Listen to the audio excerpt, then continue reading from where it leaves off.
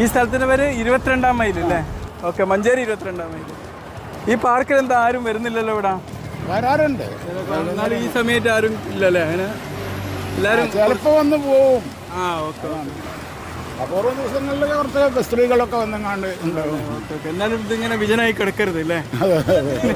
അല്ല, ഞങ്ങളെല്ലാം പ്രോഗ്രാം ഇതിലെ വെക്കല്. ന്യൂ ഇയർ വെച്ച് പോകും. തീർച്ചയായിട്ടും ഇവിടെ വന്നപ്പോൾ എനിക്കൊരു വിഷമം തോന്നുകയാണ്. ഈ പാർക്കിൽ വന്ന് ഞാൻ കുറേ നേരമായി കുറേ വീഡിയോ ഒക്കെ ഷൂട്ട് ചെയ്തു.